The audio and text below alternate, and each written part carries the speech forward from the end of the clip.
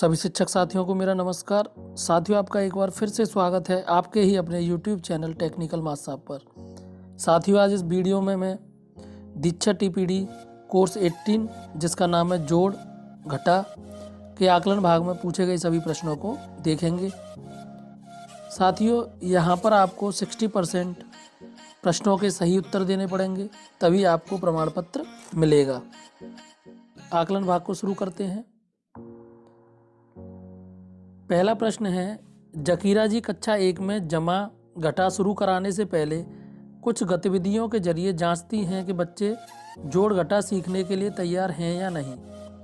इसके लिए वो बच्चों को अलग अलग चीज़ों से जैसे डंडियाँ, कंकड़, ब्लॉक्स, कंचे, पेंसिलें आदि से 10 तक की संख्या बनाने को बोलती हैं। साथ ही वह बच्चों से यह भी बताने को कहती हैं कि 5 पेंसिलें होने के लिए 2 पेंसिलों में कितनी पेंसिलें और उठाकर जोड़नी पड़ेंगी, या 5 पेंसिलों में से कितने पेंसिल कम करने से हमारे पास 2 पेंसिलें रह जाएंगी। आपके अनुसार जकीरा जी बच्चों में किस किस समझ को जांचना चाहती हैं? तो यहाँ पर पहला ऑप्शन, तीसरा ऑप्शन और चौथा ऑप्शन सही है। 20 तक गिनती कर पाना। नागेश्वर सर कक्षा 1 में जोड़ घटा पढ़ाने के लिए पाठ योजना तैयार कर रहे हैं। वह NCERT के दस्तावेज सीखने के प्रतिफल में दिए गए प्रतिफलों के लिए उपयुक्त गतिविधियां सोच रहे हैं। नीचे दिए गए प्रतिफल के लिए आप उन्हें कौन कौन सी गतिविधि चुनने का सुझाव देंगे? प्रतिफल है 9 तक की संख्याओं के लिए रोज़मर्रा में जोड़ और घटा के सवाल कर पाना। तो यहाँ पर चौथा ऑप्शन सही है। बच्चों की असल ज़िंदगी से जुड़ी परिस्थितियों में उन्हें जोड़ घटा हल करने के अवसर देना। इस प्रश्न का चौथा ऑप्शन सही है। बच्चों की असल ज़िंदगी से जुड़ी परिस्थितियों में उन्हें जोड़ घटा हल करने के अवसर देना। जेसिका जी कक्षा 1 में चिन्हों का इस्तेमाल करते हुए लिखित जोड़ तथ्य जैसे 4 + 5 = 9 बनाना सिखाना शुरू करने के लिए पहले बच्चों को चीज़ों का इस्तेमाल करते हुए जमा करने के साथ साथ हो रहे जमा को शब्दों में सुनने और बोलने को अहम मानती हैं। इसके लिए वह खुद बोलकर बच्चों को इसका अनुभव देती हैं। आपके अनुसार नीचे दिए गए विकल्पों में से शुरुआत में जमा की प्रक्रिया को बोलकर बताने का क्या तरीका सही रहेगा? तो यहाँ पर पहला ऑप्शन, हमारे पास 3 कंचे थे, मुझे और 2 कंचे मिल गए, तो 3 कंचे और 2 कंचे मिलकर हुए 5 कंचे। पहला ऑप्शन सही है। और दूसरा ऑप्शन, मैं अभी 3 पर थी, 5 पर पहुँचने के लिए मुझे 2 और चाहिए। तो पहला और दूसरा ऑप्शन इस प्रश्न का सही आंसर है। प्रदीप जी ने अपनी कक्षा में जमा घटा कराने के लिए बच्चों को कंकड़ों के साथ काम कराया। बच्चे जब सही सही जवाब देने लग गए तो उन्होंने बच्चों को कॉपी में जमा घटा के बहुत से सवाल अभ्यास करने के लिए दिए। बहुत से बच्चों ने बहुत से सवालों के जवाब गलत दिए। प्रदीप जी ने उनको वही सवाल जब कंकड़ के साथ करने को कहा तो बच्चे सही जवाब बता पा रहे थे। प्रदीप जी हैरान थे, ऐसा क्यों हो रहा है? आपके अनुसार नीचे दिए गए कौन सा सुझाव प्रदीप जी को इस समस्या को सुलझाने में मदद कर सकते हैं? तो यहाँ पर पहला ऑप्शन, बच्चों को अलग अलग ठोस चीज़ों के साथ जमा घटा करने के अनुभव दें जैसे ब्लॉक्स, कंचे, डंडियाँ।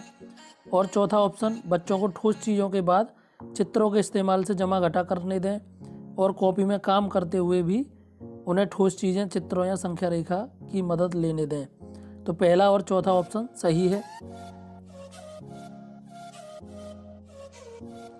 जकीरा जी कक्षा में संख्याओं की समझ पर काम करते समय उसके साथ साथ संख्या से जुड़ी जमा घटा की समझ पर भी काम करती हैं, जैसे 12 को 10 और 2, 5 और 5 जमा 2, या 15 से 3 कम, 20 से 8 कम की तरह देख पाना।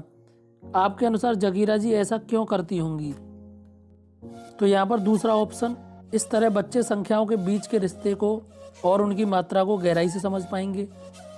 और चौथा ऑप्शन, इस तरह बच्चों को 5, 10 और 20 के ढांचों की तरह इस्तेमाल करने और बड़ी संख्याओं में फेरबदल करते हुए जोड़ घटा करने में आसानी होगी।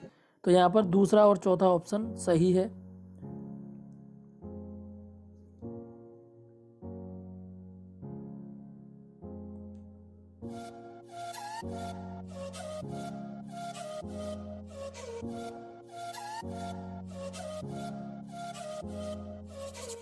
5 और 4 को जमा करते हुए अब्दुल ने 5 के आगे 4 और गिने। वहीं रीना ने शुरू से गिनती करते हुए जमा किए। अब्दुल 5, 6, 7, 8, 9। रीना 1, 2, 3, 4, 5, इसमें 1, 2, 3, 4 और जुड़े तो हो गए 1, 2, 3, 4, 5, 6, 7, 8, 9। आपके अनुसार अब्दुल और रीना में किसका तरीका सही था और क्यों?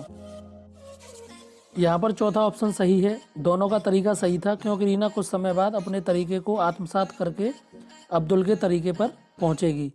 हमें एक ही ऑप्शन सेलेक्ट करना था, तो ऑप्शन 4 यहाँ पर सही है। नागेश्वर सर अपनी कक्षा में जमा घटा के अलग अलग तरह के सवालों को शामिल करना चाहते हैं।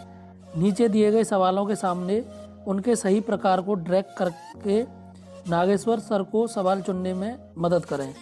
तो हमें ड्रैग क्या करना है? एक साथ जोड़ना, अलग करना, तोड़ना, एक मात्रा में जोड़ना और एक मात्रा से निकालना। तो ये यहाँ पर प्रश्न दे रखे हैं और ये नीचे इनके प्रश्नों के टाइप हैं। तो हमें यहाँ से टाइप उठाकर इन बॉक्सेज में ड्रैग और ड्रॉप करने हैं। तो आइए हम इसको देख लेते हैं। यहाँ पर जो पहला प्रश्न है, रोहन के पास 3 खिलौने वाली गाड़ियाँ थीं। उसके जन्मदिन पर 2 और खिलौने वाली गाड़ियाँ तोहफे में मिली। अब उसके पास कितने खिलौने वाली गाड़ियाँ हो गईं? तो ये है एक मात्रा में जोड़ना। यहाँ पर हम क्या कर रहे हैं? जोड़ कर रहे हैं। तो ये हो गया एक मात्रा में जोड़ना। तो हम यहाँ पर इसको एक मात्रा में जोड़ना को ड्रैग करके वहाँ पर ड्रॉप कर देंगे। रोहन के पास 5 खिलौने वाली गाड़ियाँ थीं। तो ये क्या है? एक मात्रा में से निकालना।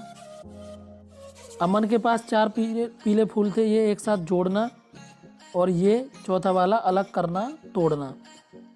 अमन के पास 4 पीले फूल थे, नरगिस के पास कुछ नीले फूल थे, दोनों ने अपने फूल एक कटोरे में रख दिए। फरीदा जी अपनी कक्षा में संख्या रेखा पर जमा घटा के सवालों के लिए काफ़ी खेल खिलाती हैं। जैसे एक बच्चे ने 4 कदम के बराबर की कूद लगाई और फिर वह 6 कदम आगे चला, वह कौन से कदम संख्या पर पहुंचेगा? अब वो 3 कदम उल्टा चलकर वापस आया, अब वह कहाँ पहुंचेगा? आपके अनुसार संख्या रेखा पर जोड़ घटा कराने से क्या क्या फ़ायदा होगा? यहाँ पर पहला ऑप्शन संख्या रेखा पर ये समझना आसान होता है कि जब संख्याएं जमा होती हैं तो हम संख्या रेखा पर दाईं ओर जाते हैं। दूसरा ऑप्शन संख्या रेखा पर जोड़ घटा का अभ्यास करने से एक मौजूदा संख्या से आगे और पीछे गिनना काफ़ी आसान हो जाता है। और तीसरा ऑप्शन संख्या रेखा बच्चों को मौका देती है कि वह संख्या को अलग अलग तरीक़ों से तोड़कर जोड़ व घटा कर पाएँ। जैसे 5 से आगे 6 गिनने के लिए 2-2 छोड़कर 2, 4, 6 गिनना। तो पहला, दूसरा और तीसरा विकल्प सही है।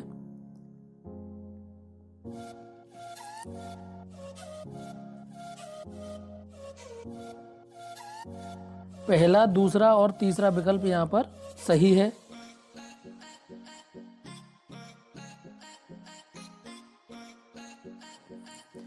फरीदा जी अपनी कक्षा में 2 अंकों की संख्या जैसे 37 + 25 कराने से पहले 1 अंकों की संख्या के जोड़ तथ्यों जैसे 7 + 5 पर काफ़ी ध्यान देती हैं और काम करती हैं। आपकी राय में 1 अंकों वाली संख्या के जोड़ तथ्यों पर अधिक ध्यान से क्या फ़ायदा होगा?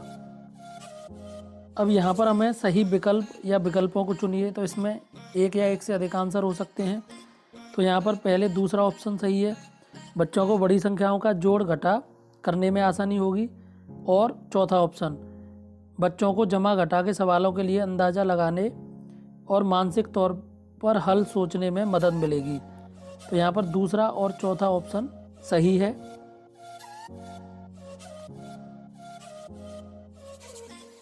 साथियों, अगर आपको हमारा प्रयास पसंद आता है तो हमारे चैनल को सब्सक्राइब ज़रूर कर लें, जिससे कि आपको लेटेस्ट वीडियो की अपडेट सबसे पहले मिलती रहे, और लाइक भी कर दें।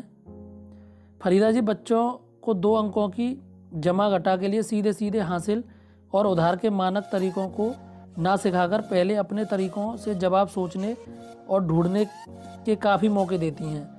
आपके अनुसार सीधा मानक तरीका ना सिखाकर अपने खुद के तरीकों से जवाब ढूंढने देने से क्या फ़ायदा होगा? तो यहाँ पर दूसरा ऑप्शन, वह बिना हासिल या उधार की प्रक्रिया में उलझे 2 अंकों की संख्या में शामिल जोड़ घटा की प्रक्रिया के साथ बेहतर रिश्ता बना पाएंगे। और तीसरा ऑप्शन, बच्चे खुद के तरीकों का इस्तेमाल करने से उन्हें मानक तरीकों में शामिल जोड़ घटा की प्रक्रिया को समझने में मदद मिलेगी।